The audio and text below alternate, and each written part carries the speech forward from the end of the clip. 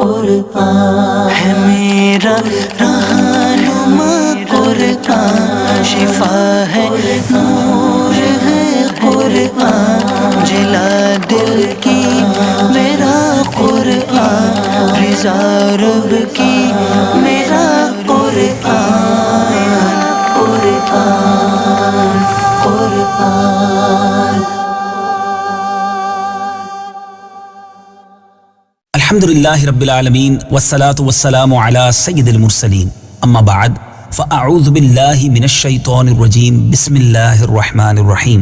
میٹھے میٹھے اسلامی بھائیوں اور مدنی چینل کے ناظرین، سلسلہ ہے ایک قصہ ہے قرآن سے۔ قرآن ہے میرا رہنما، قرآن شفا ہے، نور ہے قرآن، جلا دل کی میرا قرآن، رضا رب کی میرا قرآن، قرآن قرآن۔ تیار ہو جائیے، مختصر سے وقت میں ایک بڑے ہی پیارے قرآنی واقعے کو سننا بھی ہے، سمجھنا بھی ہے اور اس سے کچھ سیکھنا بھی ہے۔ آج بات ہوگی ایک بڑے ہی عجیب و غریب مگر مقدس پتھر کی۔ جی ہاں، اس پتھر کا، اس مقام کا دیدار آپ آج بھی کر سکتے ہیں۔ ایک عظیم معجزے کو اپنی آنکھوں سے آپ آج بھی دیکھ سکتے ہیں۔ آپ حیران ہو رہے ہوں گے کس مقام اور کس پتھر کی بات ہو رہی ہے۔ جی ہاں، اس کا نام ہے مقام ابراہیم۔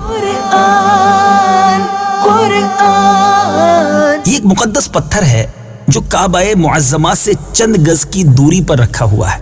یہ وہی پتھر ہے کہ جب حضرت ابراہیم علیہ السلام مکہ مکرمہ میں کعبہ مشرفہ کی تعمیر فرما رہے تھے تو جب دیواریں سر سے اونچی ہو گئی تو اسی پتھر پر کھڑے ہو کر آپ نے کعبہ معظمہ کی دیواروں کو مکمل فرمایا۔ یہ آپ کا معجزہ تھا کہ یہ پتھر موم کی طرح نرم ہو گیا اور آپ کے دونوں مقدس قدموں کا اس پتھر پر بہت گہرا نشان پڑ گیا۔ آپ کے قدموں کے مبارک نشان کی بدولت اس پتھر کی اب جو فضیلت و عظمت ہے اس میں 4 چاند لگ گئے، اور خداوند قدوس نے اپنی کتاب قرآن مجید فرقان حمید میں 2 جگہ اس کی عظمت کا خطبہ ارشاد فرمایا۔ ایک جگہ تو یہ ارشاد فرمایا، فیہ آیات بینات مقام ابراہیم۔ ترجمہ، اس میں کھلی نشانیاں ہیں، ابراہیم کے کھڑے ہونے کی جگہ ہے، اور ان نشانیوں میں سے ایک بڑی نشانی مقام ابراہیم ہے۔ اور دوسری جگہ اس پتھر کی عظمت کا اعلان کرتے ہوئے یہ فرمایا، واتخذوا من مقام ابراہیم مصلی۔ ترجمہ، اور اے مسلمانوں، تم ابراہیم کے کھڑے ہونے کی جگہ کو نماز کا مقام بناؤ۔ میٹھے میٹھے اسلامی بھائیوں، ذرا غور تو کیجئے، 4000 برس کے طویل زمانے سے اس بابرکت پتھر پر حضرت ابراہیم علیہ السلام کے قدموں کے نشانات موجود ہیں۔ اس طویل مدت سے یہ پتھر کھلے آسمان کے نیچے زمین پر رکھا ہوا ہے۔ اس پر 4000 برساتیں گزر گئیں، ہزاروں آندھیوں کے جھونکے اس سے ٹکرائے، بارہا حرم کعبہ میں پہاڑی نالوں سے برسات میں سیلاب آیا، اور یہ مقدس پتھر سیلاب کے تیز دھاروں میں ڈوبا رہا۔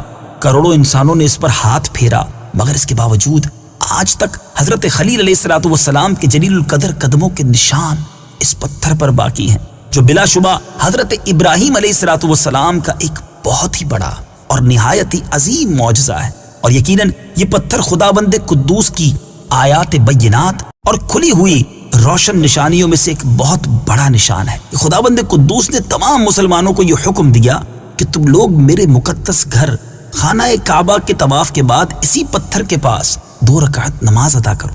تم لوگ نماز تو میرے لیے پڑھو اور سجدہ میرا ادا کرو، لیکن مجھے یہ محبوب ہے کہ سجدوں کے وقت تمہاری پیشانیاں اس مقدس پتھر کے پاس زمین پر لگیں جس پتھر پر میرے خلیل جلیل حضرت ابراہیم علیہ السلام کے قدموں کا نشان بنا ہوا ہے۔ سبحان اللہ۔ میٹھے میٹھے اسلامی بھائیوں، مقام ابراہیم کی اس عظمت و شان سے ہمیں یہ سبق ملتا ہے کہ جس جگہ اللہ کے مقدس بندوں کا کوئی نشان موجود ہو، وہ جگہ اللہ تعالیٰ کے نزدیک بہت زیادہ عزت و عظمت والی ہے، اور اس جگہ خدا کی عبادت خدا کے نزدیک بہت ہی بہتر اور محبوب تر ہے۔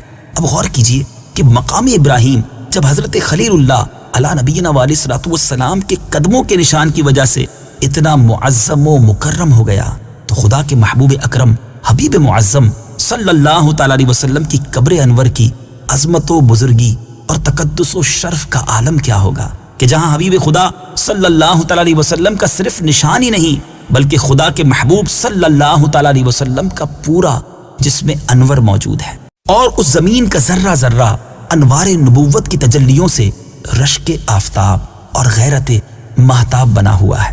میٹھے میٹھے اسلامی بھائیوں، کاش قرآن مجید کی یہ آیتیں لوگوں کے دلوں میں ایمانی بصیرت کا نور پیدا کریں تاکہ تمام مسلمان قبر منور کی تعظیم و تکریم کر کے دونوں جہاں میں مکرم و معظم بن جائے۔ اللہ کریم سے دعا ہے رب کریم ہم سب کو مدینہ منورہ مکہ پاک کہ ان تمام مقدس مقامات کا خوب ادب عطا فرمائے، بے ادبی سے بچائے۔ انشاءاللہ عز و جل اگلے سلسلے میں ایک اور قرآنی قصہ لے کر حاضر ہوں گے۔ اللہ تبارک و تعالی ہم سب کو فیضان قرآن خوب نصیب فرمائے۔ مدنی چینل دیکھتے رہیے، رب کریم سے دعا کرتے ہیں رب کریم ہمیں قرآن پاک سے سچی محبت عطا فرمائے۔ صلو علی الحبیب صلی اللہ تعالی علی محمد صلی اللہ علیہ وسلم۔ قرآن ہے میرا رہنما، قرآن شفا ہے، نور ہے قرآن۔